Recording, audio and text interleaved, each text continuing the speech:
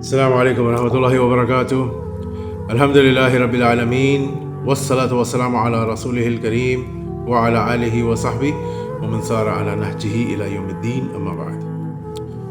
قال اللہ سبحانہ وتعالی اعوذ باللہ من الشیطان الرجیم، بسم اللہ الرحمن الرحیم۔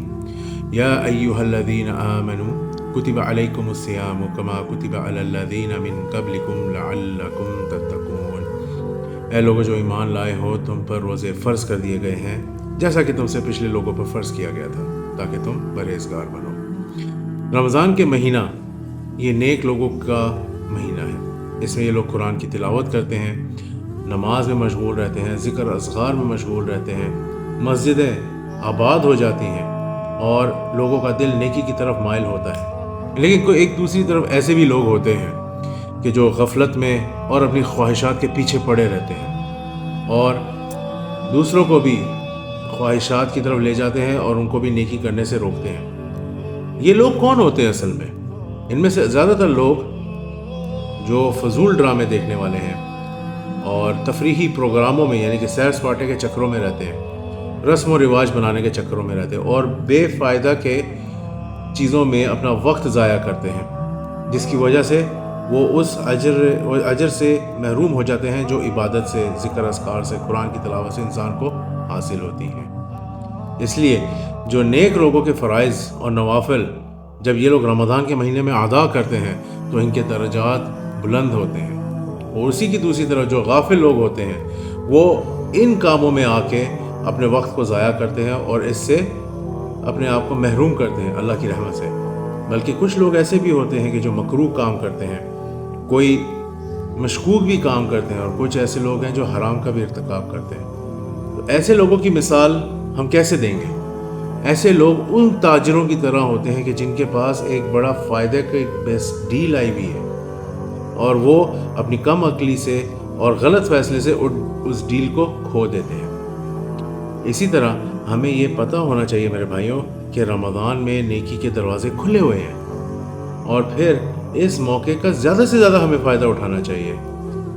کسی بھی قسم کی سستی یا نااہلی اس کو سائڈ پہ رکھ کے نیکی کی طرف بڑھیں، اور اگر ہم اس مہینے کو مس کر دیں گے تو پھر ہمارا حال کیا ہوگا میرے بھائی؟ اس لیے یہ ایسی ایک تجارت ہے کہ جس میں کوئی نقصان نہیں ہے، کیونکہ یہ تجارت ہم اللہ کے ساتھ کر رہے ہیں، اپنی آخرت کے لیے کر رہے ہیں۔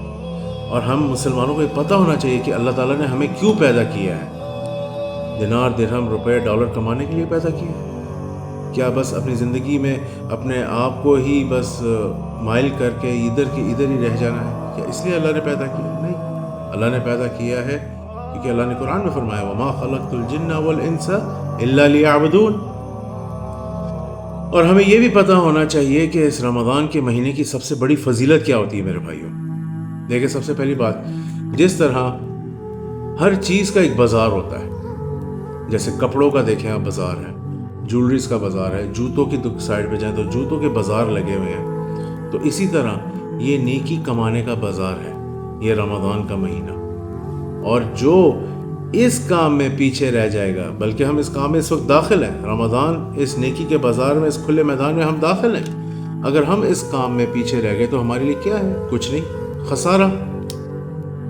اور ایسا نقصان ہے یہ رمضان کے اعمال کو چھوڑنے کا کہ آپ کے پاس اگر دینار، ڈالر ہوں گے بلینز میں بھی نا، تو بھی اس نقصان کی بھرپائی نہیں کر سکتے، کیونکہ اس کی کوئی ویلیو نہیں ہے۔ کیونکہ وہ جو نقصان جو ہم اٹھائیں گے رمضان کے مہینے میں نیک عمل نہ کر کے، وہ کیا ہے؟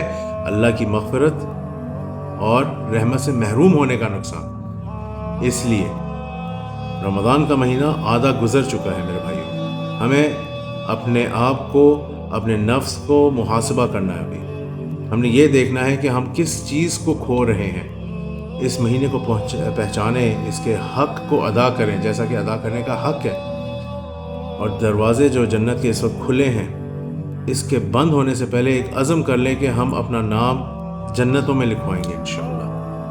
تو دعا کرتا ہوں اللہ تعالیٰ سے کہ اللہ تعالیٰ ہمیں زیادہ سے زیادہ نیک عمل کرنے کی توفیق عطا فرمائے، خاص طور سے آخری عشرہ میں جہاں پہ کثرت سے دعاؤں کا، نماز کا، تلاوت کا اہتمام کرنا ہے ہم نے۔ دعا میں یاد رکھیے. جزاکم اللہ خیر و بارک اللہ فیکم. السلام علیکم ورحمۃ اللہ وبرکاتہ.